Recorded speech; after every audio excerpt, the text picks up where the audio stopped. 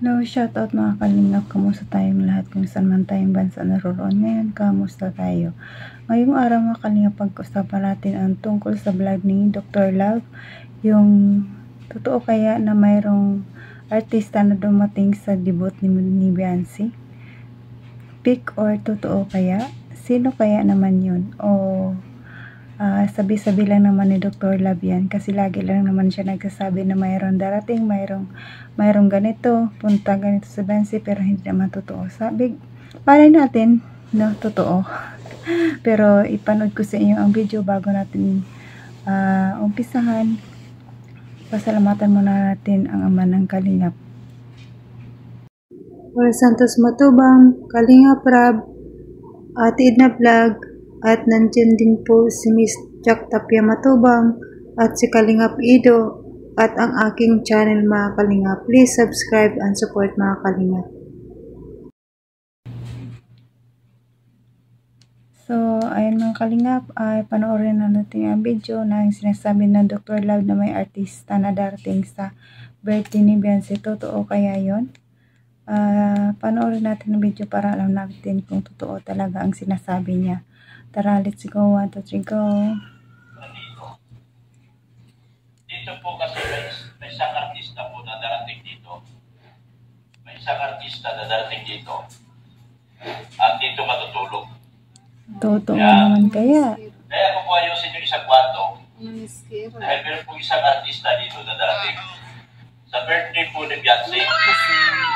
Yan. Talagang mo ulit ha? Sige, Dok ka. Abangan namin yung sinasabi ng mga artista ha. Siguraduhin mo lang kung sino yun. Kung sinong artista ang darating. Aabangan namin yan. Hindi po. Sa lahat pong gusto ako makontak. Kasi ito'y nagkakamali ako. Hindi ko nasabi ng mga nungunang po mga vlog.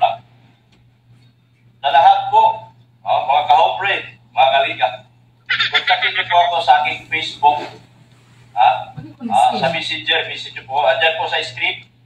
Makikita niyo po. Message niyo po ako dyan. O kaya sa aking Facebook page. Nandyan din po. Yan. Sa lahat po lang naghahanap ng aking kontak. Nandyan po sa aking Facebook. Ang aking Facebook na may profile po yan na kami dalawa ni Jimil. Ganoon din po yung aking Facebook page na may profile din sa amin dalawa ni Jimil. Yan. So balik tayo doon sa aking magiging bisita. Totoo po mga Kalingap, meron pong isang artista na darating dito. Ay, totoo nga. Sa kwarto na ito. Tara po mga Kalingap, sabali. Ikaw na talaga, Dok, kung totoo yung sinasabi mo. Saludo na kami sa iyo kung totoo talaga yan. Siguraduhin mo lang yan kasi abangan namin yan. Ayusin ko na po yung kanyang kwarto. Yan po, sabali po ko mga Kalingap. Ayusin ko po yun na sinasabi ko na artista po ang matutulog dito. Baka hindi artista, Dok. Baka sponsor lang yan. Big sponsor ni Beyonce. Kung hindi artista, big sponsor ni Beyonce yan. Sigurado. Kaya ako ito ay naayos kasi may artista pong matutulog dito. Hulaan nyo. May kausap po ako, taga-ABCB. At saka sa NCB. Sana nga. Ikaw na talaga yun, Dok.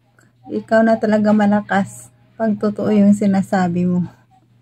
Siguraduhin mo lang si Julia Barreto yan o si Gerald Anderson. Dito po siya matutulog. Kaya ako po inaayos ito dahil dito po siya matutulog. Yung artista. Yan, o. Yan. Dito po. Ma, tulungan mo ko nito. Hindi ba ito makatayo hanggang dito na ayos? Bunga ka talaga, Dok. Ang ganda ng bahay mo. Tatahimik ka lang, pero Mara Palacio pala ang bahay mo. Nagpambayan mo, gagulan yan. Hindi amin, ha? Yan. Nagpambayan na yung gagulan ni amin, ha? Yan. Ay, ano ba yun? Paniros ka ng Pasok. yan, papapunda.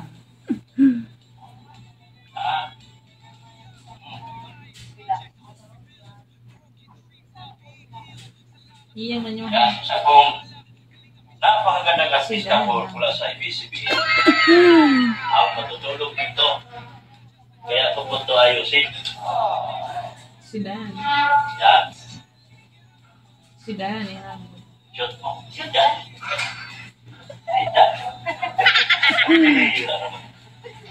Hindi na marunong mag-shoot si Miss Love. Yun daw kasi malaking butas. Yan. Grabe. Ama, doon na, yun na si Dan. Yan mo niya na yan. May isa pong bigating artista. Bisita ko. Si Dr. Love. Dapat. Ano? Si yung artista. Ang nausap ko po. Ganyan ba to o pag ano? Teka lang. Tabi. Ano? Hindi. Tabi kayo dalawa. Yan. O ano yun? Yan ang artista. Thumbnail. Ako si Gerard Anderson. Siya naman si Julia Barita. Anong brand? Ha? Bareta. Ano? Yung Hanabishi. Bareta, hanap. Yan. Turugan po ito ng artista. Artista po. Kausap ko na po yung artista na darating po sa birthday ni Beyonce. Hindi po ako nagbibiro. Abangan nyo na lang kung sino siya. Sana nga, hindi lang bibiro Doc Love. Mga abangan din Siya namin yan magtulog to. dito. Baka pa asahin mo na naman ang mga viewers niyan. Marami na naman galit niyan pag pinapaasa mo na naman. Artista ha. At kausap ko na po siya kagabi. Nag-contact na po sa akin. Ay, tsaka abangan din namin yan, Dok. Ha? Mahirap kasi Doc umaasa sa wala. Nag-aantay sa wala. Masakit yun. Abangan din namin yan. Iba dito guys. Tik pa, oh. Kasi, isang ano pa lang, bisita pa lang ang kumakain dyan. May mga kasama din siya artista. Kung sabihin mo pa si Benzi ang artista na darating, maniwala pa kami. Talaga si Benzi yung artista sa debut niya.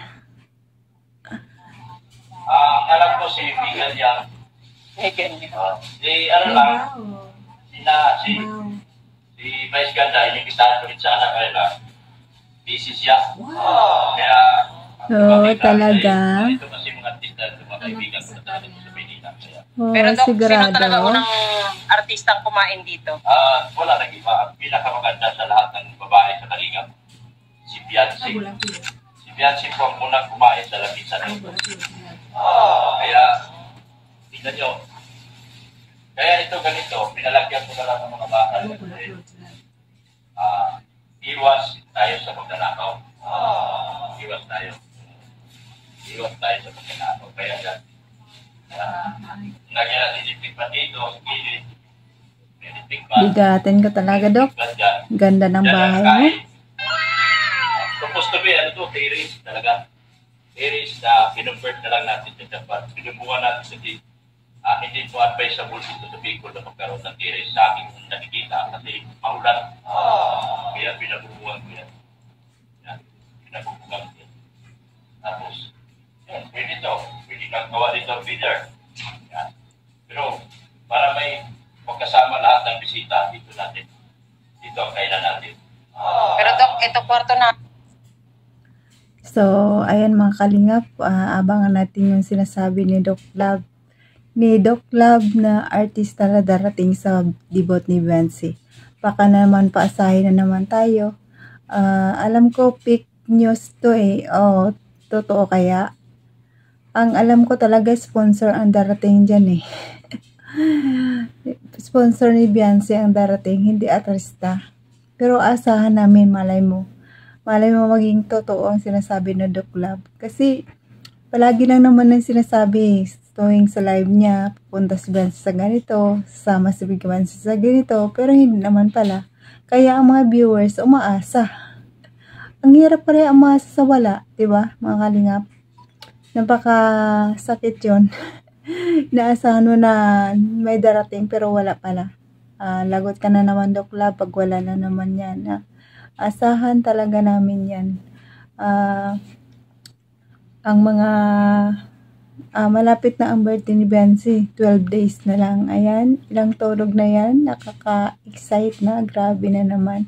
Ano kaya ang pasabog ni Papa Eds? Alam ko may pasabog sa Papa Eds Yun ang abangan namin, Doc Love, hindi ang artista. Pero malay mo, totoo ang sinasabi mo. Kung totoo, ikaw na nga. Saludo kami sa iyo, Doc Love, kung totoo talagang sinasabi mo na may artista. Talaga. Sana, kung artista mo yan, si Julia Barreto yan, at saka si Gerard Anderson yan. Sana nga, no? Totoo mga kalingap. Pero abangan na lang natin, hindi naman masama mag-abang eh. Ilang tunog na lang yan. So, hanggang na lang dito mga kalingap ang aking video. Sa susunod na naman ulit na aking suportahan natin ang aking mga kasamahan dito sa grupo namin sa KSSG. Suportahan natin mga kalingap, mga OFW. Kumusta kayo? Sana nasa mabuti kayong kalagayan saan man tayong bansa ngayon. Magandang araw sa inyo at huwag natin kalimutan ang ama ng Kalingap, Balsang Sumatubang, Ate Edna Vlog, Kalingap Parab, at sa lahat ng Kalingap partners, charity vloggers sa buong mundo na tumutulong sa ating kababayang mahirap. Suportahan natin mga Kalingap team, Kalingap partners, suportahan natin. At suportahan niyo pa rin ang aking channel, Jasmine Survive channel, ang second channel ni Wilder Dagisan Official. Suportahan niyo mga Kalingap. Salamat sa lahat ng mga solid supporters, silent viewers, mga ka-EDC dyan, weekly supporters. Maraming salamat sa papanood sa aking mga video. Maraming salamat. Appreciate ko po yun lahat mga Kalingap. Please like and share mga Kalingap. Kahit like na lang para swak sa panglasan ng YouTube. Hanggang dito na lang mga Kalingap. Bye bye. Sa susunod muli. Bye.